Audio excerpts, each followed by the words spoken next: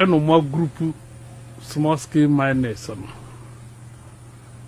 concessions no no more jeje and every 3 weeks be a omoje 300,000 from that be me ba minim say AyEka a man for me ban we are failing I'm calling the demonia enya kura AyEka NC President Anamusini that's President Anamusini, yes. What Takwa in Swayim.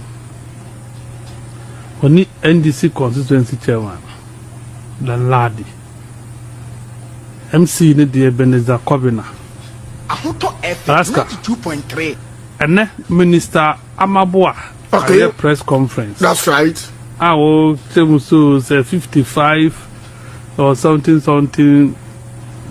small scale license or my revoke or you see all those cries are all yellow. MCA constituency chairman Kabum and no more group small scale miners concessions and no more jeje and every 3 weeks be a omoje 300,000 from that be me ba minim say answer na wodi asemo ba na unim be bia efimi wa Alaska maybe ni why you show that's right me say men kasa keke so me bie ma no say me kasa na me 90 bibi wo adansidie e wo say takwa nsuayem constituency chairman right the lady ena Ebenezer Kobina. Oh yeah, DC and MC no. Omutu Galamsey. Omuntu Galamsey. Okay. But like they have the supervisory authority. I say as they decide now. Okay. Omuna ma concession no. What I say into uye juma no wa be scam. Na enu no legal and illegal. Some of them maybe come a concession wa be sizi wo di to me that buy to me abede me concession didi mu a papa. Oh, okay, intimidate us. Omu di political power intimidating. E di amam for any am legitimate. Obi NDC ni obi we waje na dwuma. Obi ono a eye na waje wo di to me aje waje a omo ye disika brown. 3 weeks be almost 300,000. Adansidie no ewo ho aba ne se ubechirem. No se meti ase di aba ne se ayewo wasem. Put your station aside. Eti yen twi ya hu fi. Me ya sunta. O ya se na me yi ahunto e fe me sinchen. Edi ma yi wu ho so no. Esinchen me. Edi aba ne se asema wo kan ahunto FM. Oh, asema me ka me you don't need to interfere. Me my disclaimer. Me see my me na my na wo yi wo. Me na my you station ahunto 92.3 FM. Me yes in change. AyEka. Me see me ka wasema bra me ni that's no that is the nature of this show. Entinu yes munyai eduma bone ne ye. Me say MC no. MC we and your advocate is John Dramani Mohammed. So Omujano no di 1 year, 2 years, as MC AyEka, there will be no NDC in Tarkwa. Because wanya constituency chairman. Yes, you dini bill. Or the Ebenezer Kobina. MC. Yeah. Tarkwa. Yeah. Right. And I'm chairman did that lad. Me see 3 weeks ago, almost 300,000. If he was no president just say. I'm for to go soon. Some man for nye and yama ye correcting yama ye reset. Now obenya constituency chairman or ye recalcitrant. Obenya MC or no buy no you hear na say within this short period no.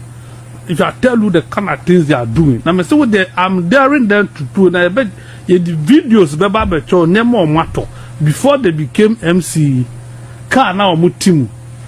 Omabe MC we uja banka to no matter within this short. Within the 7 months. With the nyabotre. Let us say. Maka so almost ye wo de ka video ni pase no so mo wa nu ye fambra ene ha en show we so a because show we so de oba ye ni wo bedwi ewi ana yeko ni omo di tumi ma no say here omo a if they really care about power and care about this country, this guy should not stay there as MC.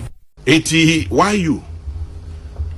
Say funny say ye leadership for 16 years now side. There are fresh faces there. Boache Jakon, Adaini Mo, Jogate, Kennedy Japan. Why you? Anyway, only Kennedy Japan. I answer. I was just talking about that. He was saying certain things about the history of this party. Yes, so boy. And you know, and then I just said it. Sanity here because I was there. Name wo time a yes party. Me name wo. $83 million not the Bremen 92 no. Kwame 1992. Won him $3 million in 1992. 1992 I Ghana. Now bank na stated capital crisis. Bank na working at the time. Bank is setting up in 1990. Continental accept. Me see. Me a representative of Young Executive Forum. Our National Executive Committee. Me Alan Chamati. Say, and you're possible say 92. We were bread $3 million at Yanti. I'm paying him that yes. I've spoken to him. The biggest amount of money that came was £10,000 from the UK branch and $35,000 from USA. So on them shown. And we should not distort history. We hear and say Nipa Bibri Abua party in diverse ways. But idea when ye idea, Memfa wano enka. Also why into Adinanwaka?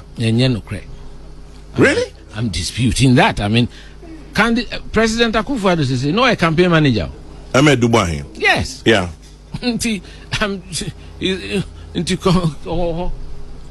Right now, Hackman Uswajima, no a treasurer of the NPP. The NPP at the time. Into Enocredit. Kwame, Omefa Enocre. Enter on my money Enocre. Metra candidate be asem. Yeah. You understand? When I busa mesasem. Me na mebisa because it's in the news. It's all over the place. Yeah, when I busa mesasem because me I just responded to it because as a former general secretary too, I want to always guard the history of this party. Nothing like that happened. And make Professor Dubois London for this Cabrian Okaso mo fan koma Kwame Pieni. Who this guy on Hokra now? Prof teacher ni skasemunyadi hiano. I'm telling you, Kwame. Who this guy come now? Because the na papa bi we film na say friend ya onyame jo onyame. Na one of ni pillars pa. So until me I was quite close to the household or na ekoho ni muniade. Enti after so many years na obi be kasa asem na se man sorry na man challenges asem no nye no kre. Some of the claims that were being made. About being a founding member in USA. I produced the list. Into your founding member.